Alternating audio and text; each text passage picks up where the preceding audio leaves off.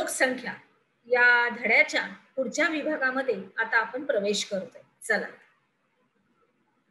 आपण बघणार आहोत विद्यार्थी मित्रांनो, भौगोलिक स्पष्टीकरण, स्थलांतर.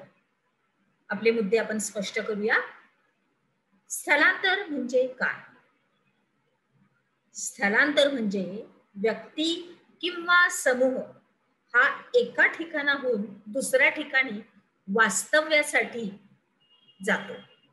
म्हणजेच काय तर स्थलांतर होय. मग कधी कधी हे स्थलांतर अल्प काळासाठी असतं, कधी कधी दीर्घ काळासाठी असतं आणि कधी कधी कायमस्वरूपी असतं.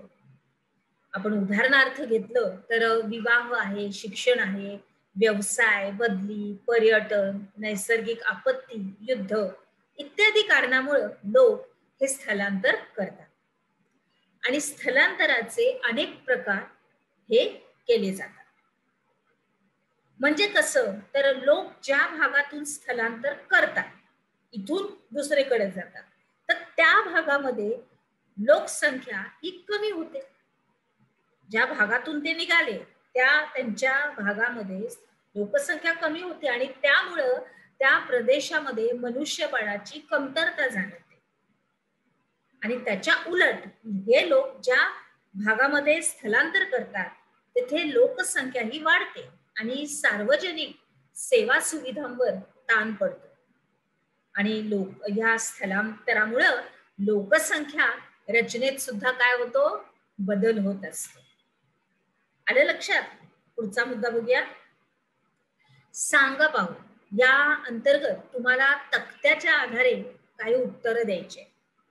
आणि तक्त्यामध्ये काय दिलंय तर देश दिलेले आहेत, हा एक रकाना आहे आणि त्या देशाचं पुढचा रकाना आहे स्थलांतरित होऊन आलेल्या लोकसंख्येची टक्केवारी, ती पण तुम्हाला तिथं दिलेली आहे.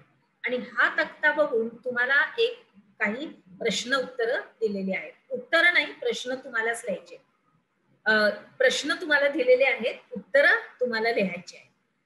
तर आकडेवारी 2010 हे कोणकोणत्या देशातील लोकसंख्येमध्ये स्थलांतरितांचं प्रमाण हे 10% कमी आहे. त्याच्यानंतर स्थलांतरित लोकसंख्या ही 10% ते 20% असणारे देश कोणते आहेत? स्थलांतरित लोकसंख्या ही 20% जास्त असलेले हे देश कोणते आहेत? या देशामध्ये स्थलांतरित लोकसंख्या ही 20% जास्त मागण्याची काय कारण आहे?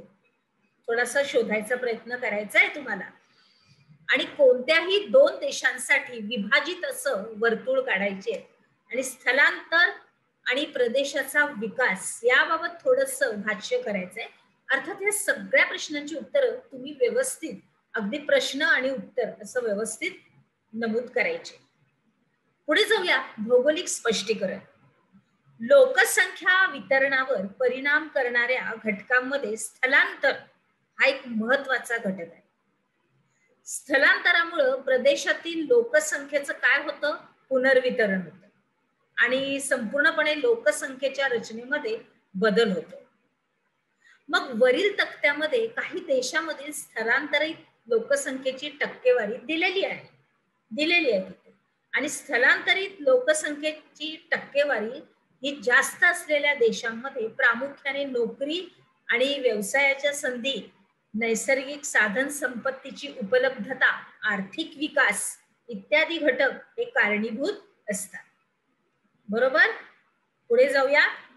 आपण काय शिकलो या अंतर्गत भौगोलिक कारणे त्यामध्ये तुम्हाला वयोगट रचनेचा अभ्यास करणं आवश्यक आहे.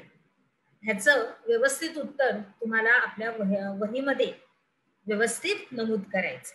चला तर मग आपल्या पुढच्या विभागामध्ये आपण प्रवेश करूया.